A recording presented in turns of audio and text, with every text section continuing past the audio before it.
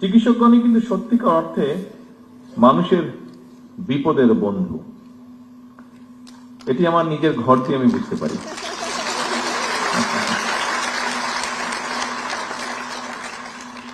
একজন চিকিৎসকের উপদেশ, আন্তরিক ব্যবহার একজন রোগীর কাছে অনেক সময়, অধিকাংশ সময় বলা যায় প্রায় সব সময় কিন্তু ঔষধের মতন কাজ করে।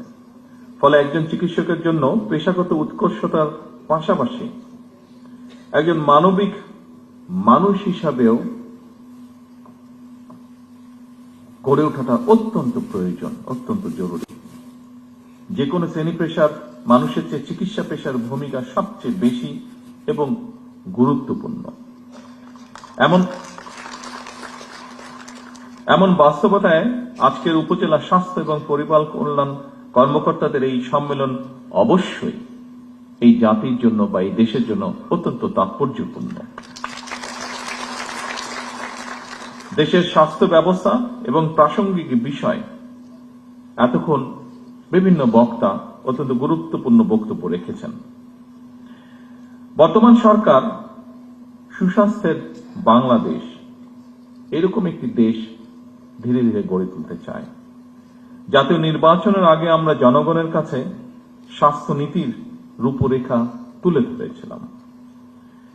চিকিৎসা ব্যবস্থায় বর্তমান সরকারের নীতি হচ্ছে prevention is better then cure, প্রতিকারের চেয়ে প্রতিরোধই উত্তম।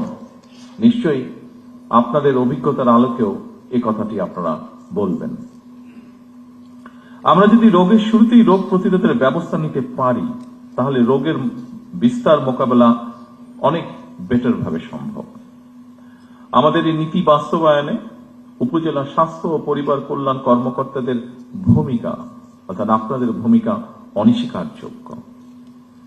দুঃখজনক হলেও সত্য, বর্তমানে বিশেষজ্ঞ চিকিৎসক, বিশেষায়িত হাসপাতাল অথবা উন্নত ল্যাব প্রায় সবকিছুই শহর কেন্দ্রিক, কিংবা আরো সুনির্দিষ্টভাবে যদি আমরা বলতে চাই তাহলে অবশ্যই রাজধানী ঢাকা কেন্দ্রিক। এরকম বাস্তবতা থেকে বেরিয়ে এসে যদি আমরা জেলা উপজেলা ভিত্তিক হাসপাতাল কিংবা ক্লিনিকগুলোর মাধ্যমে উন্নত চিকিৎসা সেবা নিশ্চিত করতে পারি বা চাই, তাহলে বিশেষজ্ঞ চিকিৎসকগণ যেন জেলা উপজেলায় চিকিৎসা সেবা দিতে স্বাচ্ছন্দ্য বোধ করবেন। অপরদিকে রোগীদেরকে শারীরিক এবং আর্থিকভাবে আরো কষ্ট করে ঢাকামুখী হতে হবে না। শহর এবং গ্রাম অঞ্চলে স্বাস্থ্যসেবা প্রাপ্তির ক্ষেত্রে বৈষম্য দূর করা বর্তমান সরকারের অন্যতম একটি প্রায়োরিটি। বৈষম্য দূর করে স্বাস্থ্য সেবার বিকেন্দ্রীকরণের লক্ষ্যে আমরা ইতিমধ্যে পদক্ষেপ গ্রহণ এবং বাস্তবায়নের কাজও ধীরে ধীরে শুরু করেছি।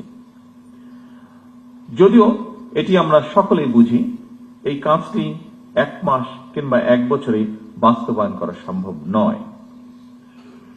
সম্মানিত সকল উপস্থিতবৃন্দ, বিভিন্ন পরিসংখ্যান এবং স্বাস্থ্য বিশেষজ্ঞগণ বলেন যে দেশের মোট মৃত্যুর 71% অসংক্রামক রোগের কারণে হয়ে থাকে।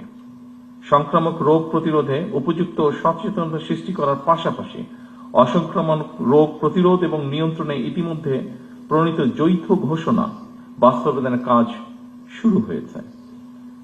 সাম্প্রতিক বছরগুলোতে পরিবেশগত বিপর্যয় এবং জলবায়ু পরিবর্তনের অভিঘাতের কারণে সংক্রামক রোগের পাশাপাশি অসংক্রামক রোগ যেমন শ্বাসকষ্ট, স্ট্রোক, হৃদরোগ ইত্যাদি স্বাস্থ্য ব্যবস্থাপনার উপর নিত্য নতুন চ্যালেঞ্জ সৃষ্টি করছে। এবং এসব কারণেই উপজেলা পর্যায়ে গুরুত্ব সহকারে ডায়াবেটিস এবং উচ্চ রক্তচাপের মতন অসংক্রামক রোগের স্ক্রিনিংও নিয়মিত করা প্রয়োজন।